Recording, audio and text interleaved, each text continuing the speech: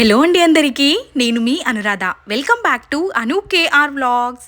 Sweet తినాలి అనిపించిన, ఇంటికి చుట్టాలు వచ్చినా ఈ విధంగా అప్పటికప్పుడే స్వీట్ చేసి పెట్టండి. రుచి చాలా చాలా బాగుంటుంది. అన్నీ ఇంట్లో ఉన్న వాటితోనే సింపుల్గా ఎలా ప్రిపేర్ చేసుకోవాలో ఈ స్వీట్ రెసిపీ చూసేద్దాం, వచ్చేయండి. ముందుగా ఒక మిక్సింగ్ బౌల్లోకి 1 కప్పు వరకు గోధుమ పిండిని తీసుకుంటున్నాను.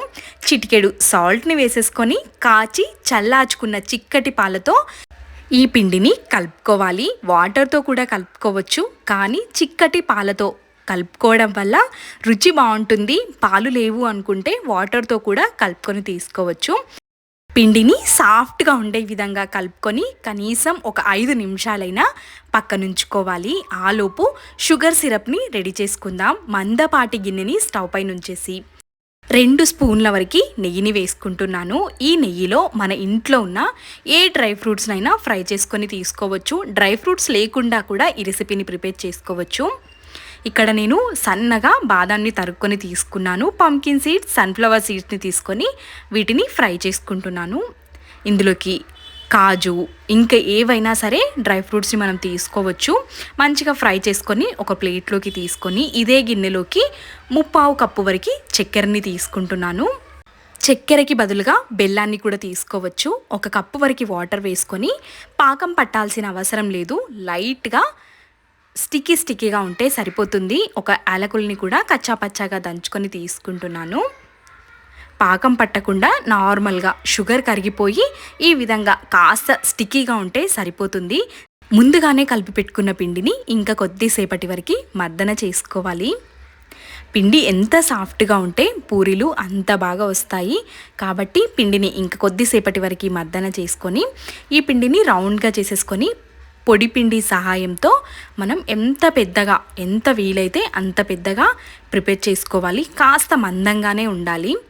మనం చేసుకునే పూరీలు మందంగా ఉంటేనే పొంగుతాయి, కాబట్టి కాస్త మందంగా ఉండే విధంగా రోల్ చేసుకొని తీసుకోవాలి. ఈ విధంగా ప్రిపేర్ చేసుకోవడం వల్ల చాలా సింపుల్గా అయిపోతుంది. ఎక్కువ టైం పట్టదు. మనం పూరీలు చేస్తున్నప్పుడు కూడా ఇదే విధంగా ఒక్కసారి ట్రై చేసి చూడండి, పర్ఫెక్ట్గా పూరీలు పొంగుతాయి కూడా. ఇక్కడ నేను ఈ విధంగా ప్రిపేర్ చేసుకున్నాను. మరీ పల్చగా కాకుండా మరీ మందంగా కాకుండా మీడియం సైజులో ఉండే విధంగా ప్రిపేర్ చేసుకొని ఒక చిన్న గిన్నెని తీసుకొని కట్ చేసుకుంటున్నాను.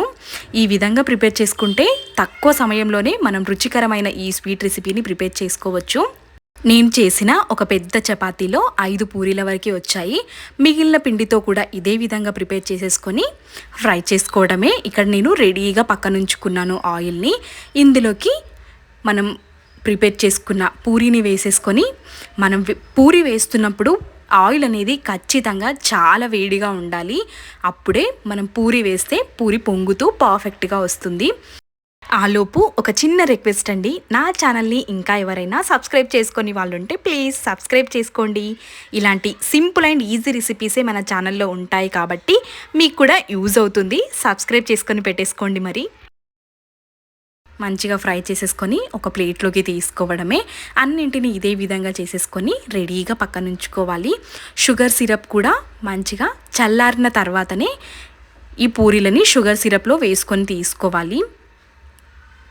ఈ విధంగా మనం ప్రిపేర్ చేసుకున్న పూరీలని షుగర్ సిరప్లో వేసేసి ఇందులో నుండి గాలి మొత్తం బయటికి పోయేలాగా కాస్త ప్రెస్ చేసుకొని షుగర్ సిరప్ పూరికి పట్టే విధంగా ఒక 2 నిమిషాల పాటు ఇందులోనే ఉంచేసుకోవాలి.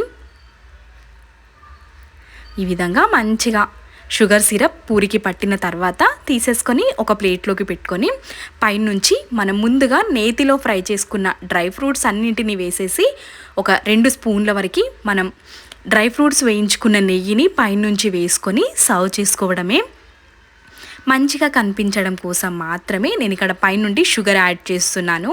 మీకు ఇష్టమైతే వేసుకోండి, లేదంటే స్కిప్ చేసుకోవచ్చు. పైనుంచి నెయ్యిని వేసుకొని తిన్నామంటే సూపర్ రుచిగా ఉంటాయి. తప్పకుండా ట్రై చేయండి. మీకు చూస్తుంటేనే అర్థమవుతుంది కదా ఎంత జ్యూసీగా ఎమ్మీగా ఉన్నాయో. తప్పకుండా ట్రై చేయండి. ఈ రెసిపీ మీకు ఎలా కుదిరిందో మీ వాల్యుబుల్ ఫీడ్బ్యాక్ని కమెంట్ సెక్షన్లో తెలియచేయండి. ఇలాంటి మరెన్నో రెసిపీస్ మన ఛానల్లో ఉన్నాయి. కావాలి అనుకున్న వాళ్ళు అను కేఆర్ వ్లాగ్స్ ఛానల్కి వెళ్ళి చూసేయండి. Thanks for watching. Bye bye.